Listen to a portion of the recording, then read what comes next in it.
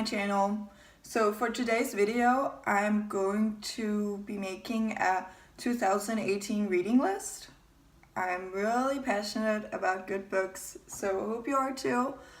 I have a whole stack here with me we're gonna be talking about today. I think I'm going to start with the book I'm currently reading. It's called Big Magic: Creative Living Beyond Fear. It's by Elizabeth Gilbert, who's also the author of Eat, Pray, Love.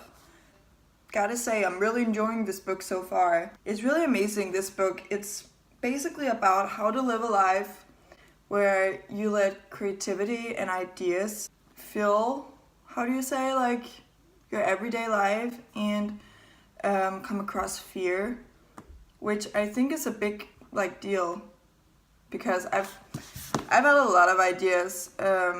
For example, starting this YouTube channel. I've been really passionate about it, been wanting to do this for a really long time. And she kind of lists up really early in the book a list about fears that's stopping us from getting the ideas out and following them. I can really relate to these different kind of fears. So some of them just say you're afraid you have no talent, you're afraid you'll be rejected or criticized or ridiculed or misunderstood, or worst of all, ignored. You're afraid somebody else already did it better. You're afraid everybody else already did it better. And that's, for me at least, kind of relatable, because I think that's the reason I haven't been starting this YouTube channel. I'm afraid there's so many people out there, they've been doing it for a long time, they're so much better than me, maybe afraid of what people think. And I just think it's a really good book of how to learn to live your life and put fear a little bit behind you and maybe not listen to it all the time. So definitely recommend this book. So book number 2. When I read this, I read it in Danish, but originally it's an American book, so I'm sure everybody is going to be able to find it. It's called Before I Disappear. And it changed my life, to be honest. It's about a neurosurgeon. I believe he was living in San Francisco, and suddenly he gets diagnosed with lung cancer, stage 4. It's basically about one day he's a doctor and the next he's a patient, and it's pretty amazing. And he has his wife at home who's pregnant with their first child, and he basically knows that he's not gonna live through this, or at least not a long life. So it's about their struggle and how to manage death, and it's such a beautiful book. So I would definitely recommend this also.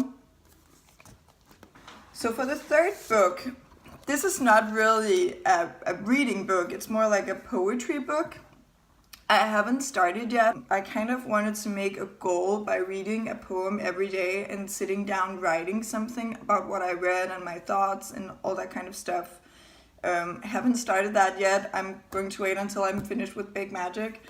But it's called Milk and Honey. I don't know how to pronounce our author's name. I think it's Rupi Kaur?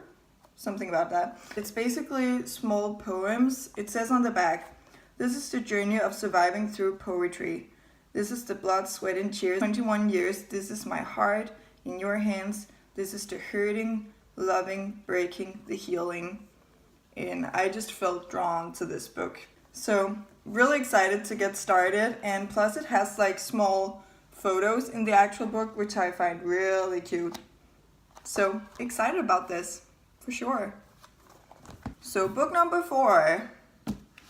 I've had this really weird thing where I read a fiction and a non-fiction book at the same time. I don't know why, but I've always loved fiction books and fantasy and all that kind of stuff where I could dream myself away. But the fiction book I'm reading now is the Harry Potter, The Goblet of Fire. It's by J.K. Rowling. Everybody knows these books. So I've been obsessed with the movies forever. My mom and my sister too. I'm about to start number 4. So excited about this. This one is a really thick one.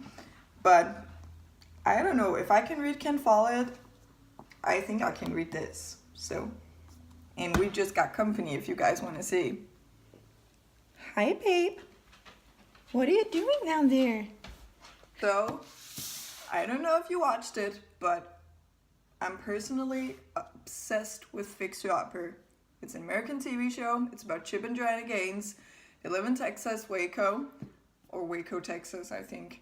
And they started out this journey where they tear down houses for people and build them up. Fixer Upper, it's in the name. And they wrote a story, like the Magnolia story. This was meant to be for me, I believe. So it's about their life, their journey, how they met, and how they started up this TV program.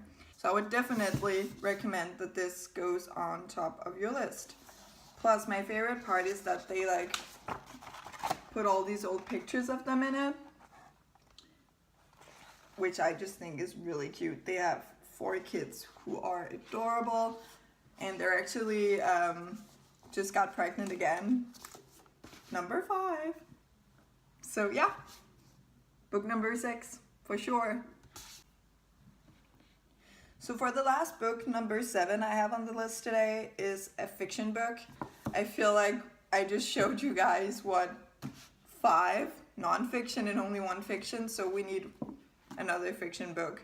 It's called The Snowman. It's basically about him and his new what do you call it, like seasoned detective too, or like police officer or whatever, but they're going to figure this out together and investigate, and it's so good. And normally when I read these kind of books where it's like murder, detective, you need to solve a mystery or something, whatever, I'm always kind of figuring it out in the beginning, like, oh, he did it, and he always did it. But in this one, I could not figure out who did this, like, at all. So it's really good, and his writing is amazing. You maybe need to prepare yourself if you're going to read it, because some of his writing is a little brutal, but it's in the genre, you know. But he's an amazing writer, and it's an amazing book, so I would definitely put this on your 2018 reading list. So yeah, guys, that's basically all I had today. I hope you enjoyed it and you enjoy reading books. Otherwise, this video would be really, really boring to you, and then hopefully you're not gonna watch it. But otherwise, yeah, hope you enjoyed it and can't wait to see you next time. Bye, guys.